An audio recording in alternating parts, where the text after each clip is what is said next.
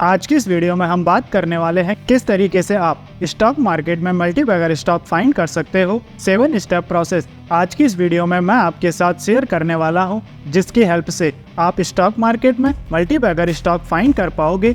चाहे आप किसी भी बड़े इन्वेस्टर को उठा के देख लो, आपको एक चीज इन सभी में कॉमन मिलेगी। इनके पोर्टफोलियो में कुछ मल्टीबैगर स्टॉक्स थे, जिनके कारण ही ये दुनिया के टॉप रिचेस्ट पर्सन बन पाए। अगर हम वॉरेन बफेट की बात करते हैं तो Coca Cola, Apple, bank of America, ऐसे कई सारे स्टॉक्स उनके पोर्टफोलियो में थे। अगर हम राकेश झुनझुनवाला की बात करते हैं तो टाइटन का एग्जाम्पल आप सभी को पता होगा, जिसने उन्हें 15,000 गुना से ज्यादा का रिटर्न कमा के दिया। वहीं अगर हम विजय केडिया की बात करें तो अतुल ऑटो का नाम आपने सुना ही होगा। इसी तरीके से आप किसी भी बड़े इन्वेस्टर को देखते हो तो इन सभी में आपको एक चीज कॉमन मिलेगी, वो है इनके पोर्टफोलियो में मल्टीबैगर स्टॉक्स का होना। मल्टीबैगर स्टॉक्स कैसे फाइंड करने हैं, ये जानने से पहले ये समझना हमारे लिए काफी ज्यादा इम्पोर्टेंट है। मल्टीबैगर स्टॉक्स होते क्या हैं? तो ऐसे स्टॉक्स जो आपको एक लंबे टाइम पीरियड में 10 times, 20 times, 100 times, even 1000 times का रिटर्न देते हैं, उन्हें हम कहते हैं मल्टीबैगर स्टॉक्स, यानी कई गुना का रिटर्न।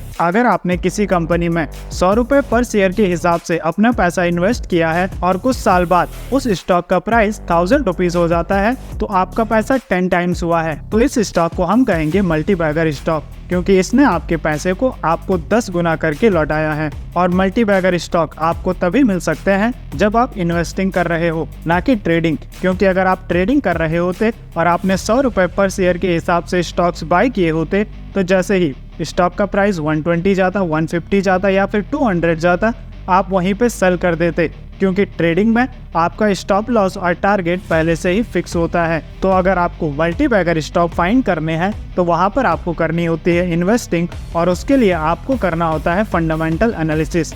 और मल्टीबैगर स्टॉक्स फाइंड करने का फ्रेमवर्क आज की इस वीडियो में मैं आपके साथ शेयर करने वाला हूं। पर उससे पहले 3 मिथ जो स्टॉक मार्केट को लेकर कई सारे लोगों को होते हैं, जिनके चलते वे मल्टीबैगर फाइंड करना तो दूर अपना कई सारा पैसा मार्केट में वेस्ट कर देते हैं। जिसमें से पहला मिथ है पेनी स्टॉक्स। स्टॉक मार्केट में करीब 80% लोगों को लगता है मल्टीबैगर मतलब ऐसे स्टॉक्स जिनका शेयर प्राइस 1 रुपए, 2 रुपए, 10 रुपए या फिर 50 रुपए से कम तो होना ही चाहिए। लेकिन ये 100% गलत बात है। 2009 में MRF शेयर का प्राइस था 5000 रुपए। वहीं पर अगर आप यस बैंक को देखते हो तो उसका पर शेयर प्राइस था 50 रुपीज। और आज करीब 15 साल बाद MRF का शेयर प्राइस है 1,37,000 रुपए। वहीं यस बैंक का शेयर प्राइस है 25 रुपए। एक तरफ MRF का शेयर जो 5,000 रुपए पर शेयर था, उसने आपको 30 टाइम्स का रिटर्न दिया है, तो वहीं यस बैंक, जिसे लोग पेनी स्टॉक समझकर खरीद रहे थे, उनका शेयर आज आधा हो चुका है। तो ये अपने दिमाग से निकाल दो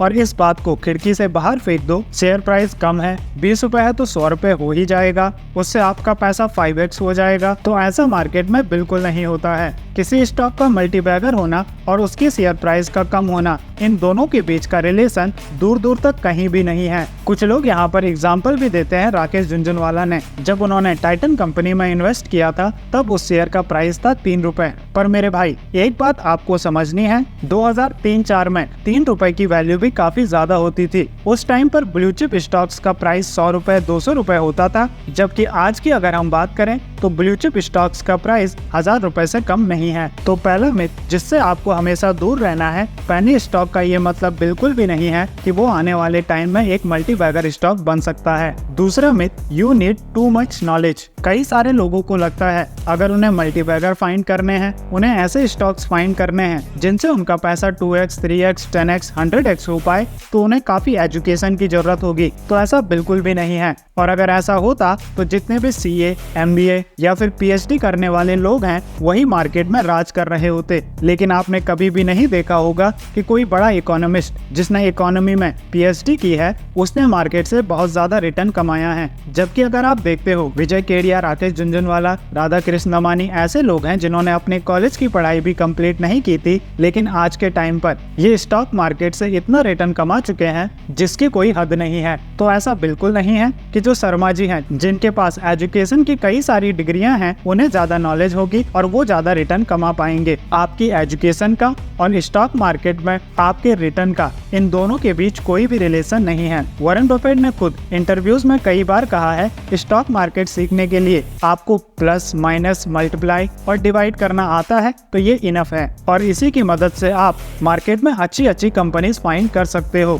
तो ये बात भी अपने दिमाग से निकाल कर कूड़ेदान में डाल दो कि किसी व्यक्ति की एजुकेशन अच्छी होने का मतलब है कि वो स्टॉक मार्केट में ज्यादा रिटर्न कमा पाएगा। आपकी एजुकेशन का स्टॉक मार्केट रिटर्न से कोई लेना देना नहीं है। तीसरा myth, by and never cell. Stock market में अगर सबसे ज्यादा लॉस किसी एक थ्योरी ने किया है तो वो है बाई एंड नेवर सेल, और ये पर्चा फाड़ दिया जाता है वॉरेन बफेट के नाम पर। उन्होंने ये बात कही थी, लेकिन इंडेक्स फंड जिसे यूएस में कहा जाता है S&P 500, इसके कॉन्टेक्स्ट में वह कहते हैं अगर आपको स्टॉक मार्केट में इंडिविजुअल स्टॉक्स में इन्वेस्ट नहीं करना है तो आप इंडेक्स फंड में इन्वेस्ट कर सकते हो, और वहां पर आपको ऐसे इन्वेस्ट करना है कि आपको हर बार खरीदना ही है, इंडेक्स फंड को सेल नहीं करना है। पर लोगों की आदत है आधी अधूरी बात सुनना और फिर उसे 10 और लोगों को बताना। वॉरेन बफेट खुद भी बाई एंड नेवर सेल वाली थ्योरी को फॉलो नहीं करते हैं, और इसका प्राइम एग्जांपल हमने पास्ट में ही देखा है जब उन्होंने पेटीएम में करीब 500 करोड़ से ज्यादा की इन्वेस्टमेंट की थी, लेकिन कुछ ही टाइम बाद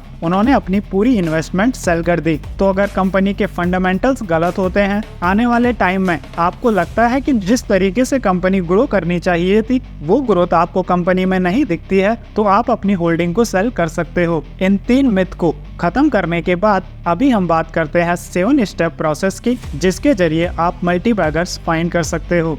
लेकिन उससे पहले एक बात, क्रिस्टोफर मेयर की एक रिपोर्ट के अकॉर्डिंग एक अच्छी कंपनी को भी 100x रिटर्न देने में एवरेज 26 ईयर का टाइम लगता है, यानी 19.5% CAGR का रिटर्न। तो अगर आप ऐसा सोच रहे हो कि इन स्टेप्स को फॉलो करके आप ऐसे स्टॉक्स को फाइंड कर लोगे जो अगले 3 महीने, 6 महीने, 1 साल में ही आपको 10 गुना का रिटर्न दे दे, तो ऐसा बिल्कुल नहीं है। मेरे पास ऐसा कोई भी मेथड नहीं है जिसके जरिए मैं आपको बता पाऊँ कि आप अपने पैसे को 10 गुना, 20 गुना, 100 गुना अगले 1 साल, 2 साल में कैसे कर सकते हो। अगर आपके पास है तो आप कमेंट बॉक्स में लिख सकते हो, पर जो मैं प्रोसेस आपको बताने वाला हूँ मल्टीबैगर्स स्टॉक्स फाइंड करने की, वहाँ पर आपको लॉन्ग टर्म में काफी बेहतरीन रिटर्न मिलेंगे। ये प्रोसेस इन्वेस्टर्स के लिए है, स्पेकुलेटर या ट्रेडर्स के लिए नहीं। सो अभी हम बात करते हैं 7 स्टेप प्रोसेस की, जिसके जरिए आप मल्टीबैगर स्टॉक्स फाइंड कर सकते हो, जिसमें स्टेप नंबर 1 आता है स्मॉल कैप कंपनीज। ऐसी कंपनीज जो अभी अपने इनिशियल फेज में है, जिनका मार्केट कैप 10,000 करोड़ से कम का है, उन्हें हम कहते हैं स्मॉल कैप कंपनी। यहाँ पर कुछ लोग कंफ्यूज हो सकते हैं पेनी स्टॉक और स्मॉल कैप कंपनी के बीच में, तो मैं आपको क्लियर कर दूं, अगर किसी कंपनी का शेयर प्राइस यानी पर शेयर प्राइस 50 रुपए से कम है तो जनरली उसे पेनी स्टॉक समझा जाता है। जबकि अगर हम स्मॉल कैप कंपनी की बात करते हैं तो वहाँ पर हम कंपेयर करते हैं मार्केट कैप को। एग्जाम्पल की बात करें तो यस बैंक का स्टॉक प्राइस है करीब 24 रुपए, जबकि अगर आप उसका मार्केट कैप देखते हो तो वो 75,000 करोड़ से भी ज्यादा का है। तो ये एक स्मॉल कैप कंपनी नहीं है, लेकिन अगर आप स्टॉक प्राइस देखते हो तो ये एक पेनी स्टॉक में काउंट किया जा सकता है। लेकिन वहीं अगर हम बात करते हैं ब्रांड कॉन्सेप्ट की तो इसका पर शेयर प्राइस 575 रुपए है। तो ये पेनी स्टॉक नहीं है, लेकिन इसका मार्केट कैप है 640 करोड़, यानी ये एक माइक्रो कैप या फिर स्मॉल कैप कंपनी है जो कि अभी अपने इनिशियल फेज में है। तो एक ऐसी कंपनी जिसका मार्केट कैप अभी 600 करोड़ है, उसका मार्केट कैप 6,000 करोड़, 60,000 करोड़, 6 लाख करोड़ आने वाले टाइम में हो सकता है। लेकिन एक ऐसी कंपनी जिसका मार्केट कैप प्रेजेंट टाइम में ही 80,000 करोड़ का है, तो उसका मार्केट कैप 8 लाख करोड़, 80 लाख करोड़ होना काफी मुश्किल है। और अगर आपको इससे 100 टाइम्स रिटर्न चाहिए तो इसके मार्केट कैप को भी 100 टाइम्स होना पड़ेगा, यानी 80 लाख करोड़ रुपए। और 80 लाख करोड़ रुपए तो इंडिया की जो टॉप कंपनी भी है, रिलायंस ले लो, HDFC ले लो, उनका भी अगर आप मार्केट कैप देखते हो तो वो 20 लाख करोड़ से कम का है। इसीलिए मल्टीबैगर स्टॉक्स फाइंड करने के लिए आपको माइक्रो कैप या फिर स्मॉल कैप कंपनीज को ही एनालाइज करना होगा, जिनका मार्केट कैप 10,000 करोड़ से कम का है। राकेश झुनझुनवाला ने जब टाइटन में इन्वेस्ट किया था तो उस टाइम पर टाइटन का मार्केट कैप था करीब 200 करोड़ रुपए, लेकिन प्रेजेंट टाइम में अगर आप देखते हो तो इसका मार्केट कैप है 3 लाख करोड़ रुपए, यानी करीब 1500 गुना का रिटर्न। इसके अलावा डिविडेंड और बोनस शेयर का रिटर्न अलग से। Step number 2, long term growth. इसमें आपको 2 चीजें चेक करनी होती हैं। पहला, कंपनी कौन से सेक्टर में काम कर रही है। जनरली कंपनी 2 तरीके के सेक्टर में काम कर रही होती है, पहला सनराइज इंडस्ट्री और दूसरा sunset sunset industry. Sunrise industry का मतलब है जो वर्ल्ड का फ्यूचर है और एटलीस्ट ऐसा सेक्टर जो अगले 100 सालों तक रिलेवेंट रहने वाला है, उसे हम कहते हैं sunrise sector. For example renewable energy sector, banking sector, artificial intelligence, ये आने वाला टाइम है और आने वाले टाइम में ये सेक्टर और भी ज्यादा ग्रो करने वाले हैं। जबकि दूसरा होता है सनसेट सेक्टर, यानी ऐसे सेक्टर्स जो आने वाले टाइम में लगभग खत्म होने वाले हैं। फॉर एग्जाम्पल अगर हम बात करें printing press sector, conventional energy sector, तो जब भी आप किसी कंपनी में इन्वेस्ट करोगे तो आपको ऐसी कंपनीज को फाइंड करना है जो सनराइज सेक्टर में काम कर रही है। और दूसरी चीज जो आपको चेक करनी है वो है कंपनी की मार्केट रेपुटेशन या फिर कंपनी की किसी तरीके की मोनोपोली। जो भी कंपनी की हिस्ट्री रही है पिछले 10 सालों की, 15 सालों की,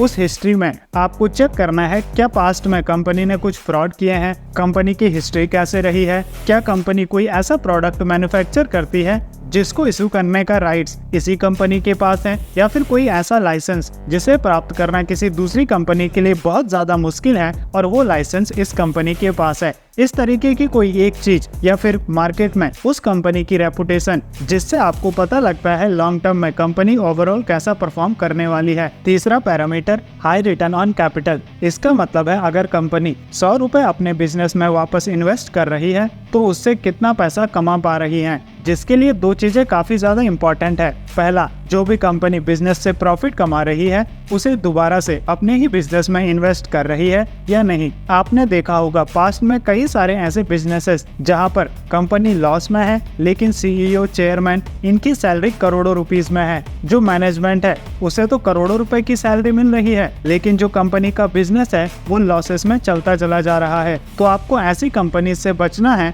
और ऐसी कंपनीज में अपना पैसा इन्वेस्ट करना है जहां पर ज्यादा से ज्यादा प्रॉफिट दोबारा से कंपनी के बिजनेस में ही इन्वेस्ट किया जा रहा हो। और इसी के साथ ये भी जानना काफी ज्यादा इम्पोर्टेंट है कि कंपनी जो पैसा अपने बिजनेस में इन्वेस्ट कर रही है वहां से उसको कितना रिटर्न मिल रहा है, जिसके लिए ज्यादातर लोग या फिर सौरभ मुखर्जी का फेवरेट रेशियो जिसको हम चेक करते हैं ROCE, return on capital employed. और अगर ये किसी कंपनी के लिए 20% से ज्यादा है तो आप उसे एक अच्छी कंपनी मान सकते हो। हालांकि ये रेशियो अगर 15% से भी ज्यादा है तो वो बेटर माना जाता है। लेकिन आप एक मल्टीबैगर कंपनी ढूंढ रहे हो जो आने वाले टाइम में 10x, 100x का आपको रिटर्न देगा तो उसका ROCE 20% से ज्यादा होना चाहिए। फोर्थ पैरामीटर स्ट्रॉन्ग मोट। जिन लोगों को नहीं पता मोट क्या होता है, तो किसी कंपनी का कोई ऐसा कॉम्पिटिटिव एडवांटेज जिसे बाकी बिजनेसेस कॉपी नहीं कर सकते या फिर जिसे कॉपी करना दूसरे बिजनेसेस के लिए काफी ज्यादा मुश्किल हो। फॉर एग्जाम्पल अगर हम एप्पल की बात करते हैं तो उसकी ब्रांडिंग, कोका कोला की बात करते हैं तो उसका टेस्ट और उसका डिस्ट्रीब्यूशन, पूरे वर्ल्ड में उसका डिस्ट्रीब्यूशन है।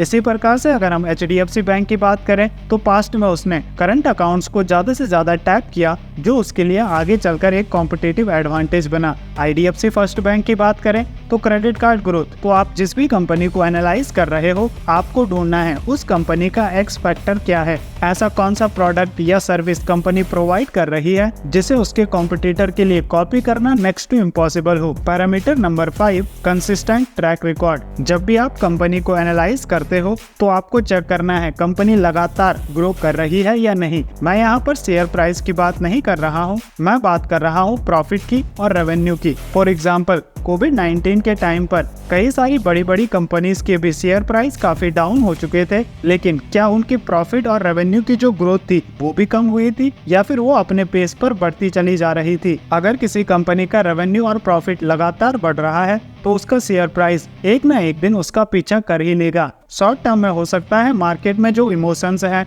मार्केट का जो इम्पैक्ट है वो कंपनी के ऊपर पड़े, लेकिन लॉन्ग टर्म में कंपनी वही रिजल्ट देती है, कंपनी का शेयर प्राइस उसी तरीके से बढ़ता है जिस तरीके से कंपनी का रेवेन्यू और प्रॉफिट ग्रो हो रहा होता है। तो आपको यहाँ पर ऐसी कंपनीज में ही इन्वेस्ट करना है जिन्होंने कम से कम एक क्राइसिस झेला हो और कंपनी ने न केवल उस क्राइसिस में सर्वाइव किया हो बल्कि उस क्राइसिस के दौरान भी कंपनी लगातार ग्रो करती रही हो। Sixth parameter owners share holding, जिसे हम प्रमोटर्स होल्डिंग भी कहते हैं। यहाँ पर कई लोग आर्ग्यू कर सकते हैं पास्ट में कई सारी ऐसी कंपनीज भी मल्टीबैगर साबित हुई हैं जिनमें प्रमोटर्स की ज्यादा होल्डिंग नहीं थी, फॉर एग्जांपल ITC। लेकिन ये कंपनीज एक्सेप्शन है और हमें कन्विक्शन चाहिए अगर हमें लंबे टाइम तक किसी कंपनी में इन्वेस्टेड रहना है। और आपको कन्विक्शन तभी आएगा जब कंपनी का मैनेजमेंट जो कंपनी को चला रहे हैं वो खुद भी उस कंपनी में इन्वेस्टेड हो। और इसके हमारे पास कई सारे एग्जाम्पल हैं, चाहे हम रिलायंस की बात करें, विप्रो की बात करें, डॉक्टर रेड्डी, टाटा, अडानी, डाबर।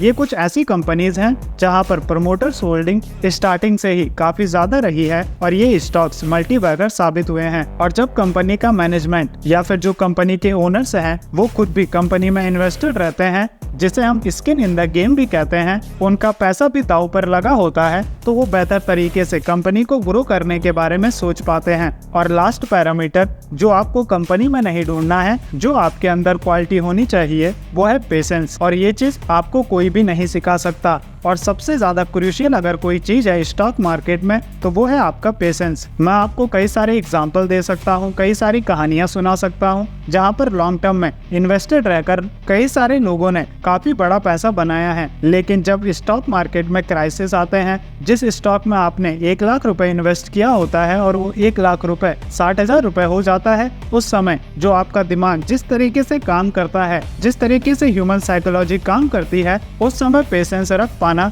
90% लोगों के लिए नेक्स्ट टू इम्पॉसिबल हो जाता है। फॉर एग्जाम्पल अगर हम राकेश झुनझुनवाला की बात करें, 2003 में जब इन्होंने टाइटन में इन्वेस्ट किया था तब उसका शेयर प्राइस था 3 रुपए। इसके बाद 2004 में वो स्टॉक 50% से गिरा और उसका शेयर प्राइस हो गया 2 रुपए। राकेश झुनझुनवाला चाहते तो वहीं पर निकल सकते थे, लेकिन वे टिके रहे क्योंकि उन्हें पता था कंपनी फंडामेंटली स्ट्रांग है, इसीलिए आगे चलकर इसी कंपनी ने उन्हें 1000 टाइम्स का रिटर्न दिया। और जैसा कि मैंने स्टार्टिंग में भी कहा था, मैं आपको कभी भी ये सजेस्ट नहीं करूंगा बाय एंड नेवर सेल। आपको सेल करना है, लेकिन तब नहीं जब शेयर प्राइस गिरे, बल्कि आपको तब सेल करना है जब कंपनी के फंडामेंटल्स में कोई खराबी आए, कंपनी का प्रॉफिट गिरने लगे, कंपनी का रेवेन्यू गिरने लगे, कंपनी का जो ऑपरेशंस है, कंपनी जिस प्रोडक्ट पर काम कर रही है उसे कुछ एक्सटर्नल फैक्टर्स का खतरा हो। आपको तब सेल करना है जब कंपनी के फंडामेंटल्स खराब हो, ना कि आपको कंपनी के शेयर प्राइस के बेस पर बाय और सेल करना है। और इन 7 स्टेप की मदद से आप आने वाले टाइम में मल्टीबैगर स्टॉक्स फाइंड कर पाओगे और स्टॉक मार्केट में एक बड़ा पैसा बना पाओगे। तो इस वीडियो में हमने 7 स्टेप प्रोसेस को समझा, किस तरीके से आप मल्टीबैगर स्टॉक्स फाइंड कर सकते हो। लेकिन ये बात भी आपको पता होगी स्टॉक मार्केट में